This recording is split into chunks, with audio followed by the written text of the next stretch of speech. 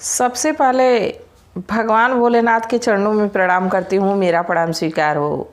आदिशक्ति माँ भवानी गौरा के चरणों में प्रणाम करती हूँ, मेरा प्रणाम स्वीकार हो। सभी देवी देवताओं के चरणों में प्रणाम करती हूँ, मेरा प्रणाम स्वीकार हो। आप सभी गुरु भाई गुरु बहनों के चरणों में प्रणाम करती हूँ, मेरा प्रणाम स्वीकार हो। गुरु भाई गुरु बहनों, अगर जो आप लोगों को हमारी वीडियो अच्छी लगे तो प्लीज़ लाइक करिए, शेयर करिए। अगर जो आप लोग चैनल पे नए हैं तो सब्सक्राइब कर लीजिए, ताकि जो भी हमारी वीडियो, जो भी महादेव की चर्चा पड़े वो आप लोगों तक पहुंच जाए। तो इसलिए चैनल को सब्सक्राइब ज़रूर कर लीजिए और कमेंट में महादेव का नाम लिख लीजिए। महादेव का नाम लिखने से, बोलने से सारे कष्ट दूर हो जाते हैं। तो महादेव का नाम ज़रूर लिखा करिए। ये ऐसी चीज़ है भगवान का नाम कि भगवान के नाम के सहारे हम भव सागर से पार हो सकते हैं। तो भगवान का नाम जरूर लिखा करिए। और आज महादेव की और माँ पार्वती की एक ऐसी कथा सुनाने जा रही हूँ। कथा को अंत तक सुनिएगा, कथा बहुत ही अच्छी है। माँ पार्वती के कुछ महादेव से सवाल हैं, उन सवालों के बारे में विचार है, उसको पूरा आप लोग सुनिएगा। जब पूरा सुनेंगे तभी आप लोगों को पता चलेगा कि माँ पार्वती ने महादेव से क्या सवाल किए और महादेव उसका क्या मतलब बताए, क्या उत्तर बताए। तो देखिए, जब महादेव की ही चर्चा है, भगवान की ही कथा है, तो कथा को पूरा सुनना चाहिए। आधा अधूरा सुनने पे कोई ज्ञान प्राप्त नहीं होता है। तो कहानी को अंत तक देखा करिए।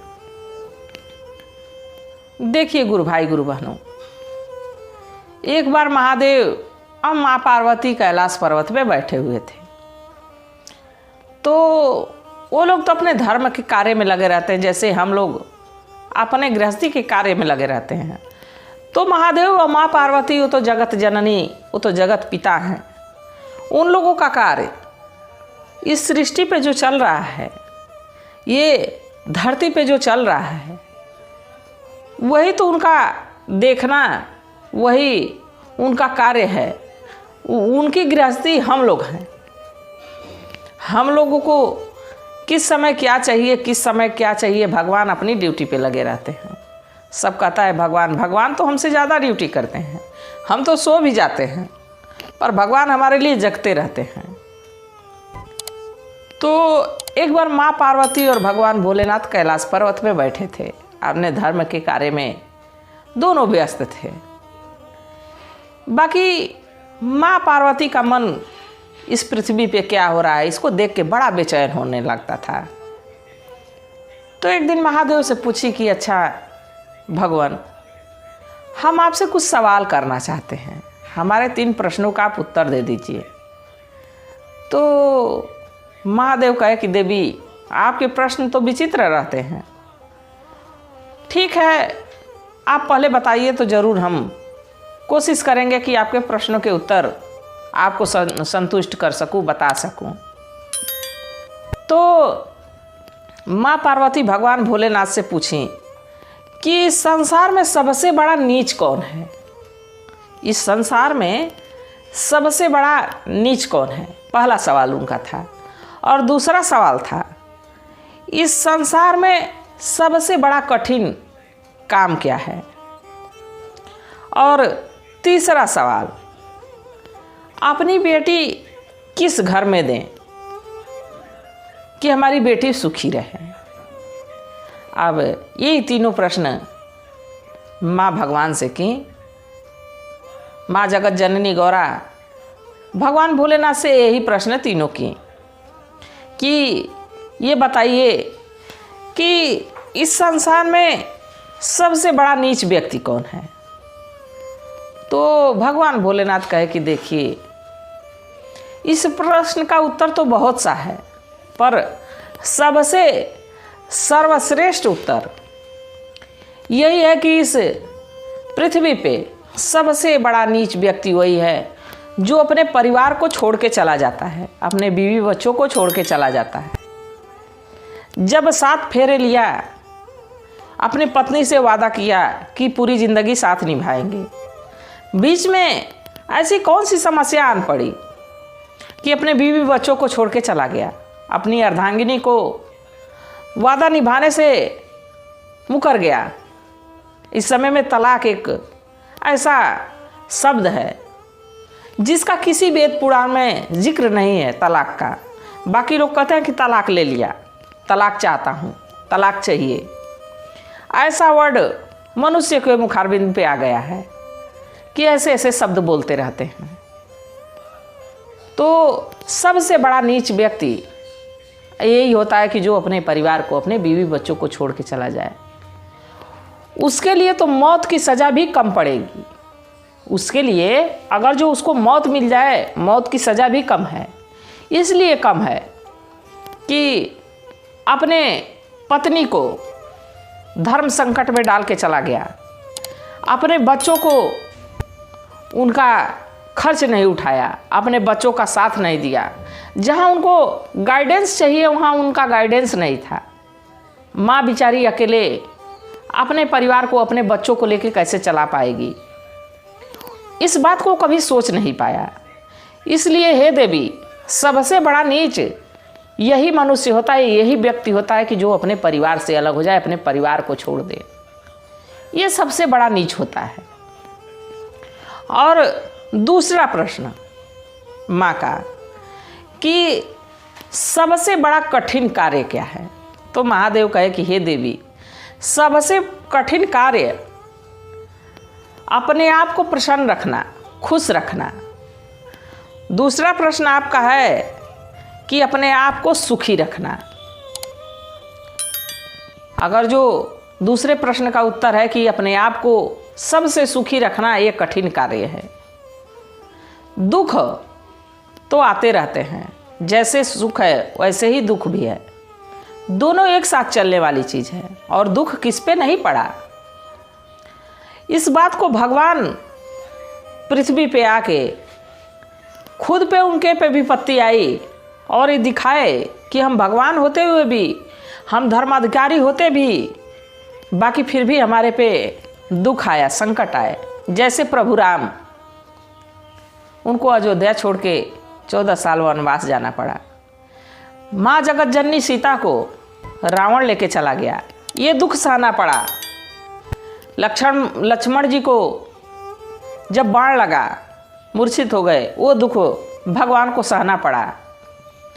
तो भगवान दिखाए कि हमारे पे भी दुख है, हमारे पे भी संकट है, पर उसी संकट में अगर जो व्यक्ति खुश रहे, सुखी रहे, तो संकट संकट नहीं रहता है, वो दुख दुख नहीं रहता है। तो सबसे कठिन कार्य क्या है? अपने आप को सुखी रखना।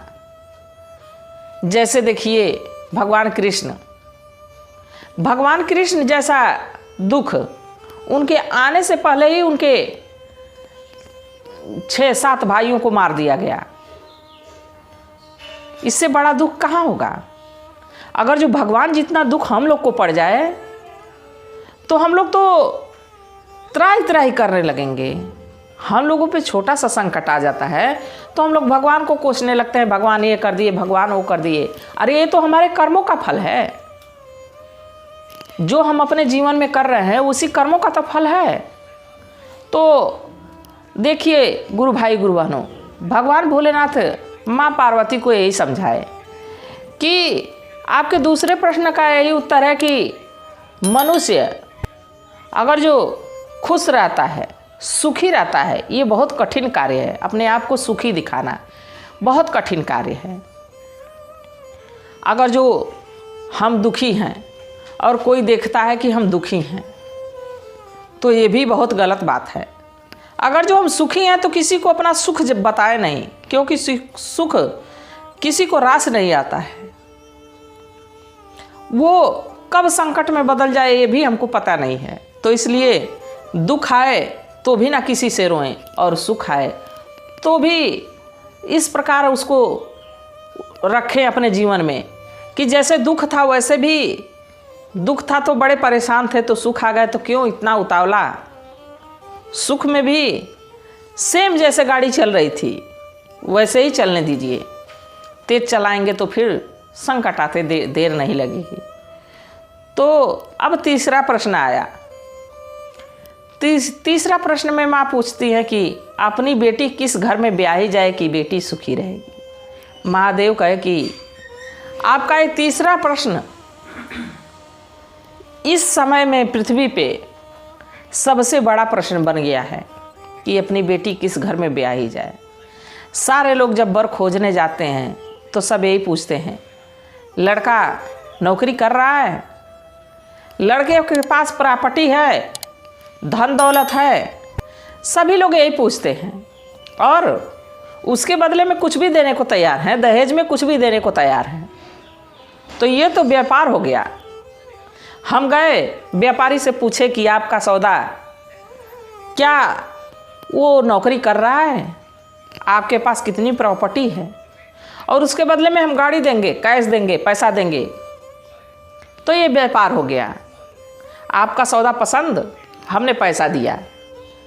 बाकी कोई व्यक्ति ये नहीं पूछ रहा है कि आपका लड़का संस्कारी है जो हमारी बिटिया को ला के और सुख से रख सकता है, क्या आपका बेटा वेद पुराणों के बारे में जानता है, क्या वो कभी किसी ऋषि मुनियों के बारे में जानने की कोशिश किया है। ये कोई नहीं पूछता है। ये हमारी संस्कृति कहाँ खोती जा रही है। तो हे देवी, अपने पुत्री का विवाह ऐसे लड़के से करें जो वेदों का ज्ञाता हो, जो ऋषि मुनियों को याद करता हो, ऋषि मुनियों की सेवा करता हो। रोज रही सेवा कर पा रहा है, अपने कार्य में, अपने गृहस्थी में व्यस्त है, बाकी मौका दर मौका ऋषि मुनियों का नाम भी याद करना चाहिए। ऋषि मुनि हमारे लिए क्या किए, हमारे पूर्वज थे, उनको भी याद रखना चाहिए। और अगर जो कोई भूखा दुखा मिल जाए तो क्या कभी उसको भोजन कराता है, ये भी संस्कार होना चाहिए। हाँ, बेटी का विवाह उस घर नहीं करना चाहिए। अगर जो कोई रोगी हो, कोई सफ़ेद दाग हो, कुष्ठ रोगी हो, ऐसे घर बेटी का विवाह नहीं करना चाहिए। और सबसे बड़ी चीज़, जो पीता हो उससे तो कदापि अपनी लड़की का विवाह नहीं करना चाहिए, क्योंकि जो दारू शराब पीता हो, जुआ खेलता हो, वो कब सट्टे में अपना घर द्वार बेच दे। यहाँ तक कि अपनी माता पिता का कितना बड़ा सपना था उसको वो बेच दिया, घर द्वार बेच दिया। घर द्वार माता पिता कितने मेहनत से बनाते हैं, उसको बेच दिया। हो सकता है पत्नी के गहने बेच दे, हो सकता है कि पत्नी को ही दाव पे लगा दे। तो इसलिए ऐसे घर में, हे देवी, ऐसे घर में अपनी बेटी का विवाह न करें। एक गरीब के घर कर दे, वो वेदों के बारे में जान रहा हो, वो ऋषियों के बारे में जान रहा हो, तो जरूर एक ना एक दिन उसके घर अच्छा समय आएगा, उसके घर धन दौलत आएगी और हमारी कृपा उस पर होगी। तो देवी भगवान भोलेनाथ के प्रश्नों से संतुष्ट हुई। तो देखिए गुरु भाई गुरु बहनों, माँ देवी तो भगवान भोलेनाथ से संतुष्ट हो गई, पर क्या हम और आप इन महादेव के बताए हुए रास्ते पे हम लोग चल रहे हैं? तो अगर जो नहीं चल रहे हैं तो चलने की कोशिश करनी चाहिए। हम और आप मिल के अगर जो कोशिश करेंगे तो हम लोग की कोशिश ज़रूर कामयाब होगी। तो गुरु भाई गुरु बहनों, कहानी कैसी थी ज़रूर बताइएगा, और हम और आप मिल के महादेव की चर्चा को जन जन लोगों तक पहुंचाएंगे तभी पहुंचेगी। तो प्लीज़ आप लोग लाइक शेयर ज़रूर करिएगा। और मैं भी महादेव से प्रार्थना करती हूँ कि हे भोलेनाथ, हे शिव गुरु, जो भी आपकी इस कहानी को देख रहे हैं, सुन रहे हैं, उस सबका दुख विपत्ति को हरिए, इसी कामना के साथ। हर हर महादेव।